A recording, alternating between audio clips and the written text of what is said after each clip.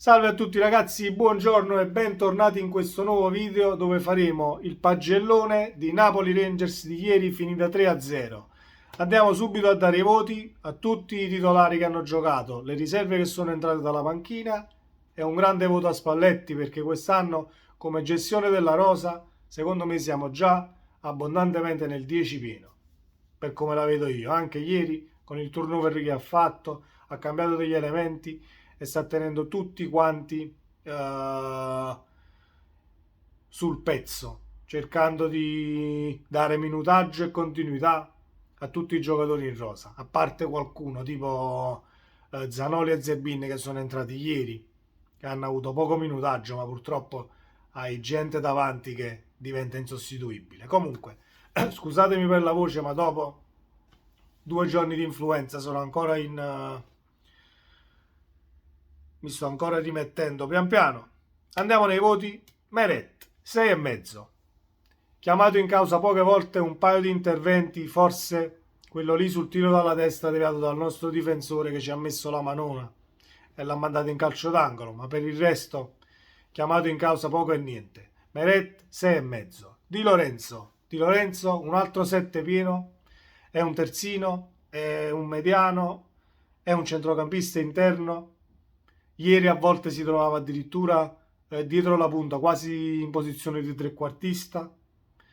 Assist, cross al centro, continuità, ha recuperato un sacco di palloni. 7 in pagella al nostro capitano e ennesima prestazione top. Ostigard, 7,5 a Ostigard, esordio in Champions, esordio con gol e tutti interventi puliti. Ha recuperato tutti i palloni possibili e ha fatto tutte le chiusure che doveva fare. Impeccabile Ostigard, un grandissimo 7,5 e contentissimo per lui, per l'esordio e per il gol alla prima in Champions. Non si può chiedere altro. Kim, 7,5 a Kim. Voglio solo dire che mi sono arrabbiato sull'ammonizione presa. C'era qualche ammonizione prima, lo potevi ammonire prima, ma nel fallo che è stato ammonito Kim non c'era. Comunque, a parte il giallo, 7,5. Kim è dovunque, è dappertutto. Dalle sue parti non si passa. L'abbiamo visto con la Roma, l'abbiamo visto ieri sera. Ieri sera addirittura sul 2-0 mi sembra. Prendiamo un'imbarcata al limite dell'area. Kim chiude l'imbarcata al limite dell'area. Vengono saltati 2 giocatori del Napoli, mi sembra che erano lui e Lobotka, mi sembra. E Kim va a chiudere sul dischetto la stessa azione. Con una rapidità impressionante ci mette la gamba e smorza il tiro che sarebbe potuto essere anche pericoloso.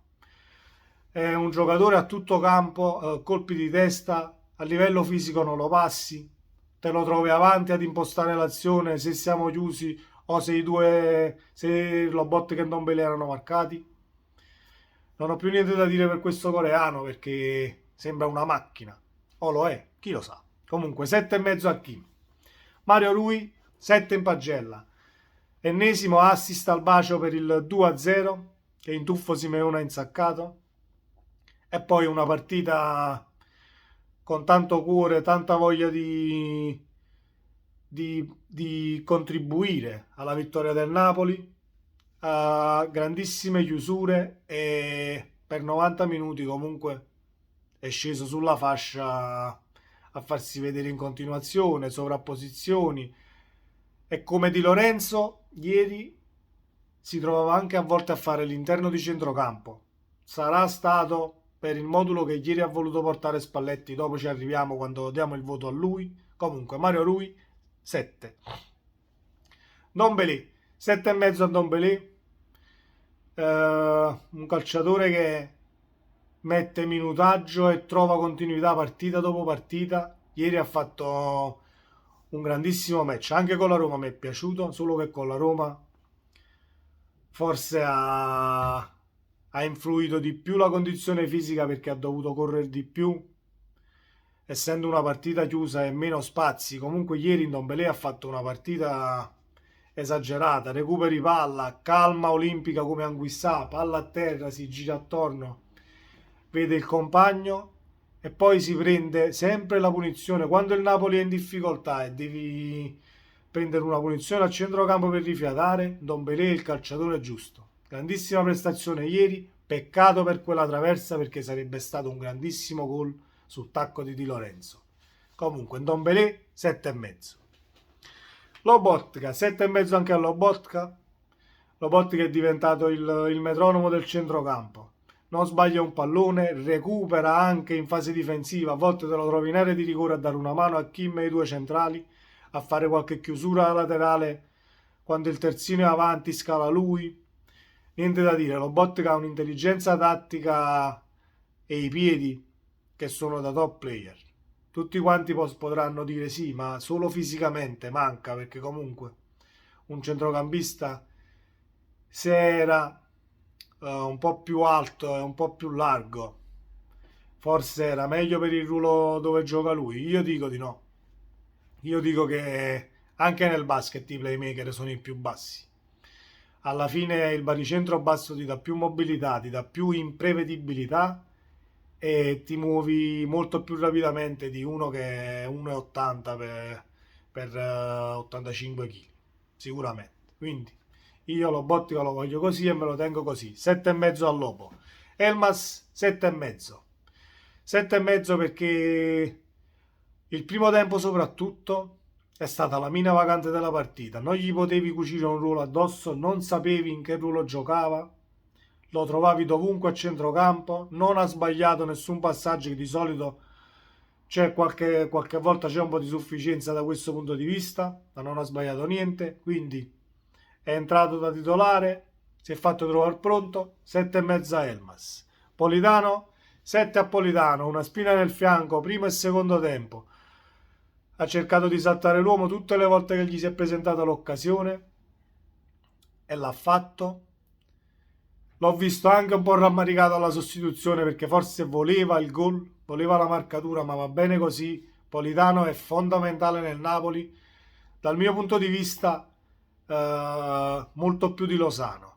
Lozano è sì forse più devastante quando devi spaccare la partita, quando entra a partita in corso, però comunque lo sta facendo anche Lozano, la fase in copertura, ma Politano in fase di copertura è veramente incredibile. Anche ieri Di Lorenzo si trovava avanti, Politano si faceva 40 metri tornando, andando a coprire e rubare il pallone all'attaccante esterno che stava andando in porta.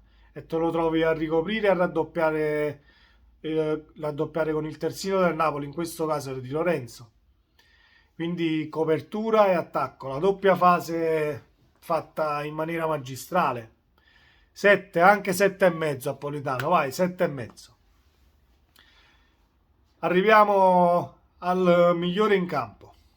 Sì, Simeone è il migliore in campo. 8 in pagella. Lo chiami in causa quando deve entrare a partita in corso e segna. Lo metti dall'inizio e ti decide la partita. Non gioca e dalla panchina è il primo a partire quando il Napoli segna per festeggiare con i compagni in campo. Quasi da lacrime. Io mi commuovo quasi pensando a Simeone e pensando all'uomo che è e il calciatore che è. Lo vedi nelle interviste, ho visto la conferenza stampa pre-partita che hanno fatto lui e Spalletti prima dei Rangers. Educazione, un ragazzo a modo e poi spero che l'Argentina se lo porti al mondiale. Dicono che sia nella lista dei 40 convocati, ma per me Simeone deve entrare nei 24, cioè per me è il convocato dei 24, gli altri 16 poi li devi scegliere, ma Simeone per me deve andare al mondiale e basta. Per condizione fisica, per come si gioca la partita, per come sente la maglia e soprattutto se sente così la maglia del Napoli perché l'ha voluta e voleva venire a Napoli, era il suo desiderio giocare la Champions, ha fatto già 3 gol in Champions in 4 partite. Non oso immaginare come senta la maglia della propria nazione, quindi un errore non portarselo al mondiale. Spero che vada al mondiale e al limite lo giochi da protagonista e chi lo sa, spero che lo vinca l'Argentina. Comunque, Simeone 8 in pagella e grazie a te per il doppio vantaggio che comunque sì, ci sono stati gli assist e il Napoli ha costruito l'azione come si deve per poter far sì che Simeone la buttasse dentro, però la devi sempre mettere dentro. Io non dico il secondo gol è il cross di Mario Rui, dove tu ti infili tra i centrali, passa il pallone e la butti dentro, ma il primo devi stoppare e metterla sul secondo palo con l'avversario addosso. Un grandissimo attaccante. 8 a Simeone e andiamo avanti. Raspadori 7, si è battuto per tutto il primo tempo e anche un po' del secondo tempo prima della sostituzione, non ha trovato il gol per pochissimo, un colpo di testa finito al lato, un tiro rimpallato, tantissima qualità, soprattutto nel far salire la squadra, nel gestire il pallone con i centrocampisti che erano dietro. Raspadori è destro-sinistro, è un top player secondo me, diventerà un top player. L'ho visto ieri quando ha fatto quella finta e se n'è andato sull'auto di sinistra e ha messo un cross al centro di sinistro che non c'era nessuno e si è rammaricato stesso lui, incredulo del fatto che nell'area ci fosse solo Simeone. Però, cioè, con una rapidità impressionante l'ha messa di sinistro. Infatti, io ho letto un'intervista dell'allenatore di chi lo allenava quando era piccolino. È sempre stato un sinistro con un buon destro. E invece adesso sembra un destro con un buon sinistro. Comunque, due piedi che non fanno tanta differenza. Fondamentale per il Napoli. 7 Raspadori. Andiamo dai panchinari che sono entrati. È entrato Lozano per Politano, 6,5, buon impatto. Ha sbagliato qualche appoggio, ma bisogna anche analizzare il momento della partita in cui si è entrato. Siamo in vantaggio. Forse c'è un po' di leggerezza nel fare le cose, ed è normale che ci sia. Comunque 6,5 a Lozano. Gaetano 6,5, anche a lui è entrato dalla panchina, non ha sbagliato ben poco, quasi niente, ed è entrato con la mentalità giusta, non facendosi sopraffare da blasone di Champions League, la partita di Champions o l'avversario che era. Ha fatto lo stesso anche con la Roma all'Olimpico, quindi fondamentale anche Gaetano, 6,5. 6,5 anche a Zielinski che è entrato per Lobotka, poco tempo per vedere qualche giocata ovviamente, però un 6,5 lo diamo per forza, perché per me quando entri dalla panchina per avere un senza voto o un voto scarso o entri veramente a 5 minuti dalla fine, oppure sei entrato a un quarto d'ora ma hai sbagliato 3-4 cose elementari, quindi ti si abbassa il voto. 6,5 anche a Zielinski. E Zerbin e Zanioli gli diamo un 6 politico a tutte e due. Uno perché sono entrati con una foga agonistica, ovviamente da ragazzi che vogliono spaccare, da ragazzi che vogliono farsi vedere. È importantissimo per il Napoli avere questi elementi in panchina. Zanioli ha sostituito Di Lorenzo e Zerbin ha sostituito Raspadori. Zerbin si è affacciato anche un po' di volte in avanti, qualche finta, ha dialogato bene con il resto della squadra, e Zanioli ha fatto anche 2 chiusure importantissime sulla fascia destra in un paio di scorribande dei Rangers nel finale di partita. Quindi un 6,5 politico a tutte e due, o 6,5 dai, per tutto il Napoli che ha fatto una grandissima partita. Andiamo all'artefice di questa ennesima meraviglia che si chiama Luciano Spalletti. 9 in pagella, 1 per la gestione della rosa, 2 per il modulo di ieri sera, perché non lo so se tutti l'hanno visto, ma ieri sera il Napoli in fase di possesso era un 3-5-2, anzi era addirittura un 2-6-2, perché Di Lorenzo rimanevano solo Kim e Osterwald dietro e Di Lorenzo scendeva, Mario Rui faceva l'esterno di centrocampo avanzato, diventava quasi un esterno d'attacco. E per me è un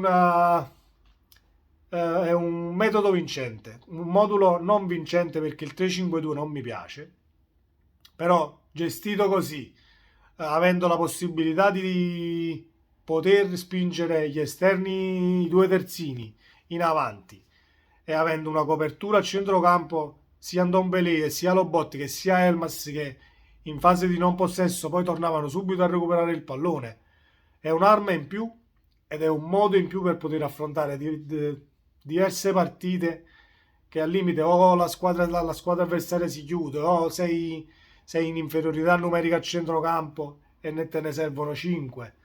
Fatto sta che ti servono comunque 2 terzini con polmoni, piedi e voglia di mangiarsi la fascia per 90 minuti, come Di Lorenzo e Mario Rui.